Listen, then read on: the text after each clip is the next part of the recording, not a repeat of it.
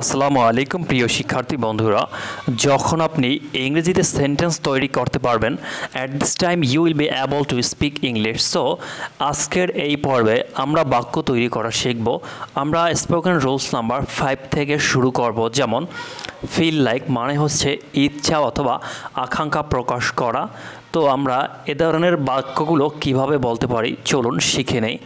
যেমন কোনো কিছুর ইচ্ছা করলে ফিল লাইক ব্যবহার করা হয়। এটার স্ট্রাকচার হচ্ছে subject plus feel like plus ভার্বের সাথে আইএনজি যোগ হবে প্লাস হচ্ছে এক্সটেনশন। যেমন আই ফিল লাইক ডুইং আমার করতে ইচ্ছে করছে। আই ফিল লাইক ডুইং মানে আমার করতে ইচ্ছে করছে। এখানে সাবজেক্টের পরে ফিল লাইক তারপরে হচ্ছে ডুইং, ডুয়ের পরে আইএনজি যোগ হয়েছে তারপর হয়েছে ডুইং। এরপরে আমরা দেখি আই ফিল লাইক ইটিং আমার খেতে ইচ্ছে করছে। I feel like eating. I don't feel like eating আমার খেতে ইচ্ছে করছে না। I don't feel like eating. Do you feel like eating তোমার কি খেতে ইচ্ছে করছে? Do you feel like eating. I don't feel like going আমার যেতে ইচ্ছে করছে না। I don't feel like going. এটা কিন্তু আমরা নেগেটিভ সেন্টেন্স দিয়ে উদাহরণ হিসাবে দেখিয়ে দিলাম যাতে আপনার জন্য খুব সহজ হয়। এরপরে do you feel like going. Do you feel like going তোমার কি যেতে ইচ্ছে করছে? Do you feel like going. এটা কিন্তু ইন্টারোগেটিভ বা প্রশ্নবোধক সেন্টেন্স। এরপরে আমরা দেখি don't you feel like going তোমার কি যেতে ইচ্ছে করছে না? Don't you feel like going. I feel like having coffee আমার কফি খেতে ইচ্ছে করছে। I feel like having coffee. I feel like eating hat stop আমার খিচুড়ি খেতে ইচ্ছে করছে। I feel like eating hotspots. I feel like getting wet in the rain আমার বৃষ্টিতে ভিজতে ইচ্ছে করছে। I feel like getting wet in the rain. Do you feel like getting wet in the rain তোমার কি বৃষ্টিতে ভিজতে ইচ্ছে করছে? Do you feel like getting in the rain. Then spoken rules number 6 use to মানে হচ্ছে past tense. আমরা কিছু পূর্বে যেগুলো করতাম, যেতাম, এটা ওটা যেগুলো আছে সেটা কিভাবে বলতে হয় আজকের এই ভিডিওতে আমরা শিখে নেব। যেমন স্ট্রাকচার হচ্ছে subject plus use to plus হচ্ছে ভার্বের বেস ফর্ম। যেমন I used to develop website আমি ওয়েবসাইট তৈরি করতাম। I used to develop website. I used two live in Canada আমি কানাডায় বাস করতাম। I used two live in Canada. I used to like vegetables আমি শাকসবজি পছন্দ করতাম। I used to like vegetables. I used to go to the park আমি পার্কে যেতাম। I used to go to the park. I used to recite the holy Quran আমি পবিত্র কোরআন তেলাওয়াত করতাম। I used to recite the holy Quran. I used to work as a salesman আমি salesman হিসাবে কাজ করতাম। I used to work as a salesman. I used to play football with them আমি তাদের সাথে ফুটবল খেলতাম। I used to play football with them. I used to go there every evening আমি প্রতিদিন সন্ধ্যায় সেখানে যেতাম।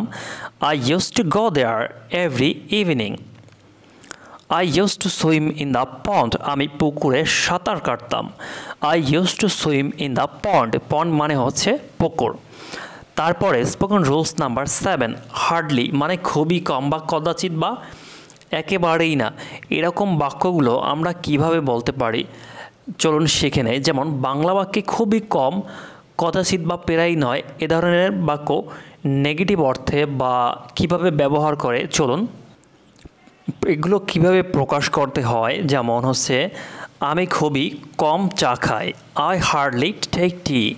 I hardly take tea. এটার স্ট্রাকচার হচ্ছে subject plus hardly plus verb plus হচ্ছে অবজেক্ট। তারপরে আমরা দেখি তুমি আমাকে খুবই কম ভালোবাসো। You hardly love me. You hardly love me মানে তুমি আমাকে খুবই কম ভালোবাসো। আমি খুবই কম টিভি দেখি। I hardly watch TV. I hardly watch TV আমি খুবই কম টিভি দেখি। ইদানিং তোমাকে দেখাই যাচ্ছে না। You're hardly seen this days. You're hardly seen this days তুমি ইদানিং আমার সাথে ঘুরতে বের হও না। You hardly hang out with me lately. You hardly hang out with me lately. Spoken rules number 8 being মানে কিছু হয়ে। প্রক্ষেত্রে বাক্যে কিছু হয়ে বুঝালে বিং দিয়ে শুরু করতে হয়। স্ট্রাকচার হচ্ছে বিং প্লাস মানে সাবজেক্ট প্লাস হচ্ছে ভার্ব প্লাস হচ্ছে এক্সটেনশন। যেমন being a student, you should not waste your time. একজন ছাত্র হয়ে মানে বিং এ স্টুডেন্ট, বিং মানে হচ্ছে হয়ে, you should not waste your time, তোমার সময় অপচয় করা উচিত নয় বা সময় নষ্ট করা উচিত নয়। এরপরে একজন মুক্ত পেশাজীবী হয়ে কিভাবে আমি ডেস্ক জবে সম্মত হব। Being a freelancer, how do I agree for the desk job. Being a freelancer, how do I agree for the desk job. এরপরে আমরা দেখব হচ্ছে একজন রাজনৈতিক নেতা হয়ে কিভাবে সে অপরিপক্ক কথা বলে। Being a political leader, how does he tell immature word. Being a political leader, how does he tell immature word.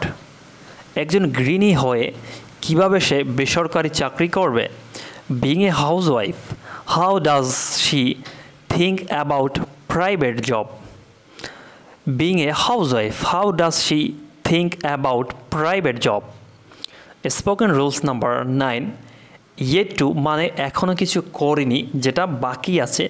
এই ধরনের বাক্যগুলো আমরা যেভাবে ইংরেজিতে বলতে পারি, চলুন আমরা ফার্স্ট স্ট্রাকচার দেখে নেই। যেমন হচ্ছে সাবজেক্ট প্লাস এম ইজ আর মানে be verb plus yet to plus হচ্ছে ভার্ব। যেমন I am yet to do the work, আমি এখনও কাজটি করিনি, I am yet to do the work। আমি এখনও বিয়ে করিনি, I am yet to marry, I am yet to marry মানে আমি এখনও বিয়ে করিনি। I am yet to say prayer, আমি এখনও নামাজ পড়িনি, I am yet to say prayer. আমি এখনও তাকে টাকা দেইনি, I am yet to give him মানি।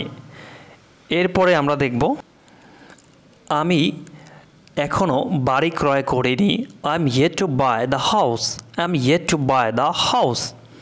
আমি এখনও বাজারে পৌঁছাইনি, I am yet to reach the market, I am yet to reach to the market. Spoken rules number 10 মানে শুড হ্যাভ উচিত ছিল।